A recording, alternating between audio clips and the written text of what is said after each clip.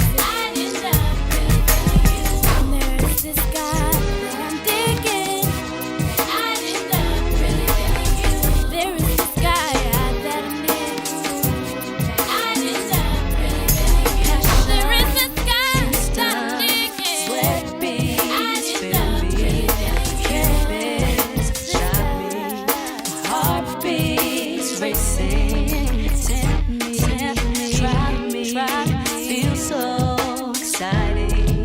Thought of highly, it's yours entirely. I'll be.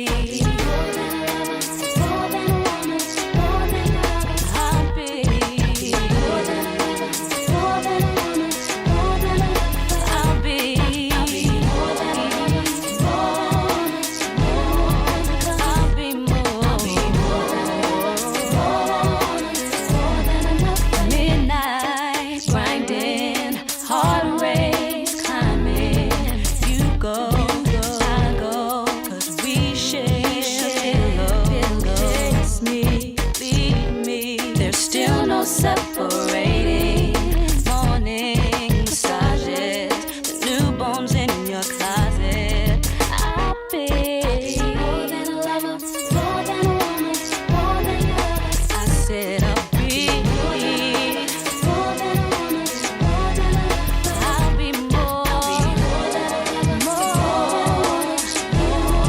I'm gonna be more.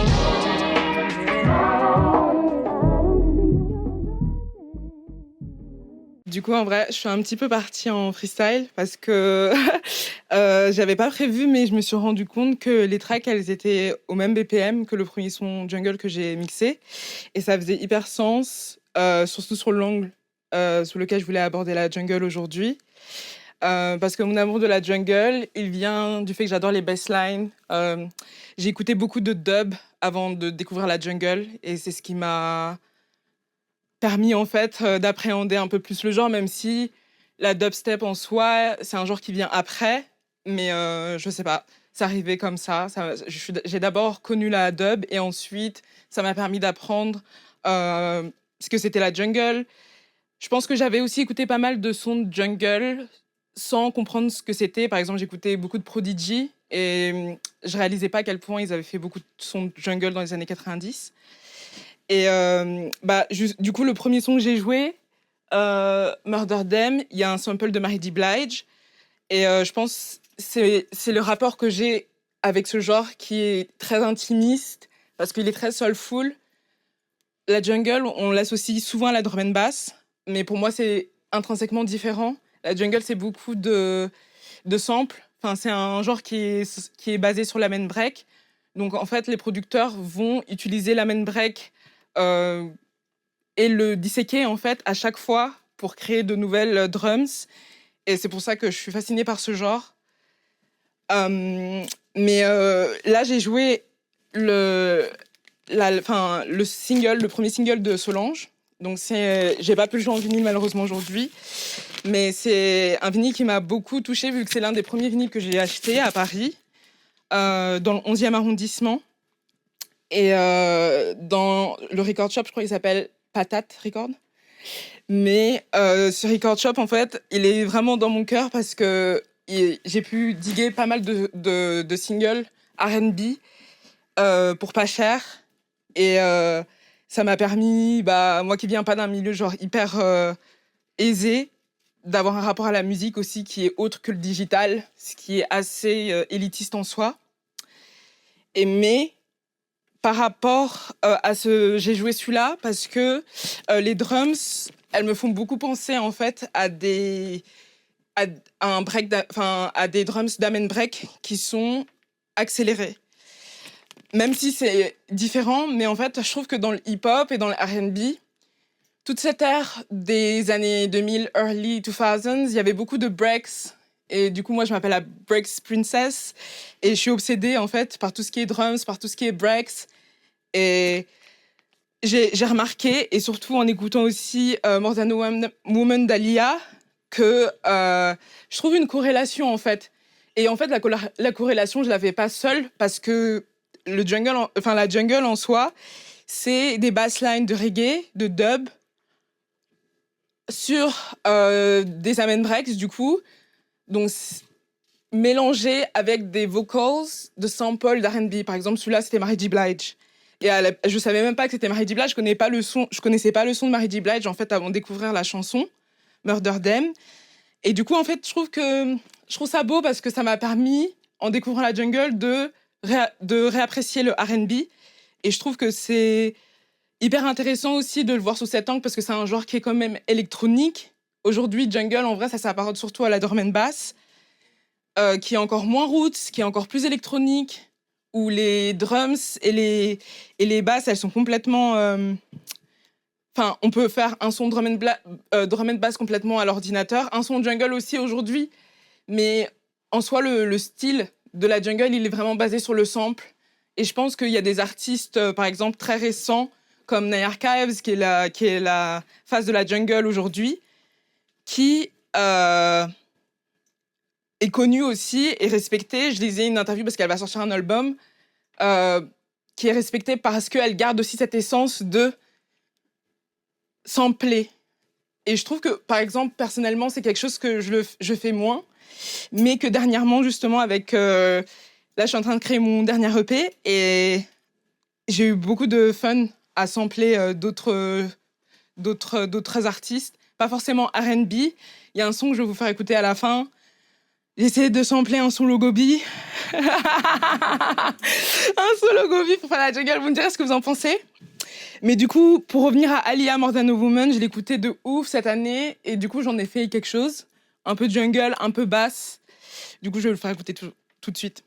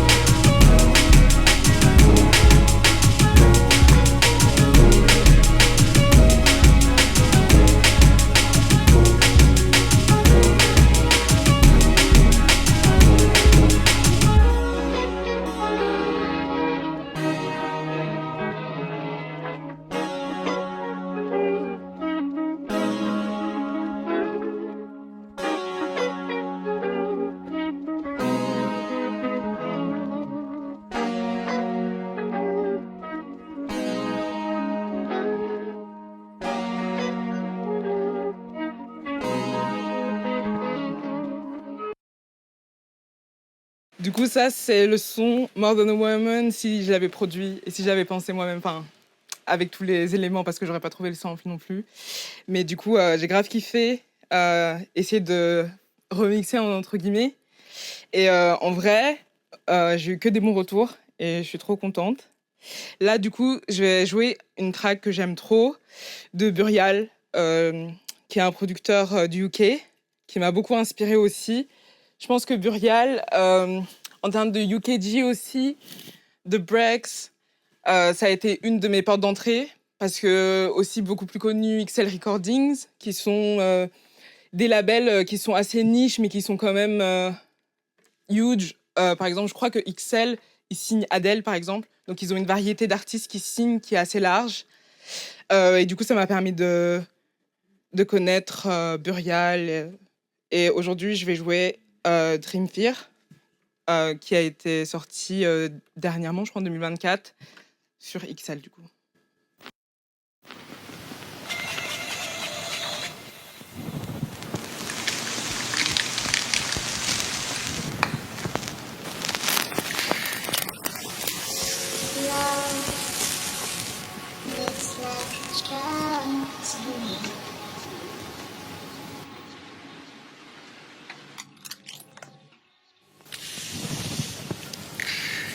I am the High One.